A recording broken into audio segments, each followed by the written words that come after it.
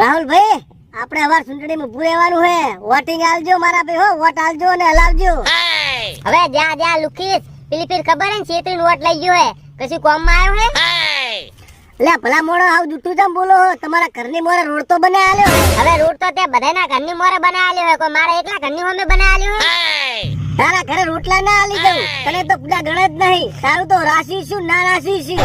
તો ઘરે જોઈ તો બધું કરવું પડે. તને ખબર હે ને કે મારે બૈરું નહીં, અરે એ તો રોટલા ઘડીને આલવા આવવું પડે. અલ્યા પુડા, હવે હું ટેન્શન લે હે? આપણે ચૂંટણી તરફથી ખાવાનું ચાલુ જ છે ને, જઈને ખાઈ આવો મારા ભાઈ. હવે તારું જમવાનું તો 5 દાડા, અરે 5 દાડા પછી શું મારે ઉપવાસ કરવાના? તો હવે શું કરું કે? હવે એમ તો કૂતરે પેટ ભરે હે. અરે તને ખબર હે ને કે મારે રોટલા ઘડવા વાળી નહીં, તારે રોટલા ઘડવા વાળી લાય આલવી પડશે.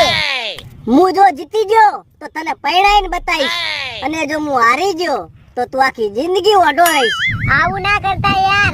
અરે હું તમને વોટ આપીશ અને બીજાને પણ અપાઈશ. અરે હું તમને જીતાડીશ, પણ તમે મને પૈણાવજો કો તો ઘગડાવજો.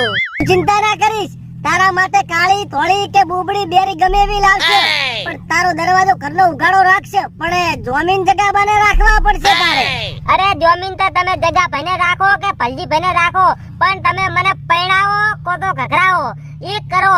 અને પણ જો એક શરત, તમારે વોટ લેવો હોય તો એક મકાન પણ મને સાથે સાથે બનાવી આલવું પડશે, કેમ કે પછી અમે રેસો થયો.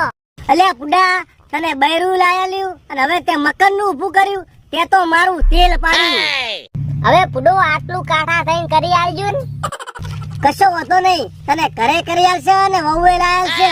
પણ આજ પછી હવે કોઈ દાડો ચૂંટણીમાં ના ભરવા. રાજનીતિ તો મારી પથ્થર ફાડી, વોટ માંગવા એના કરતા તો ભીખ માંગવી હારી.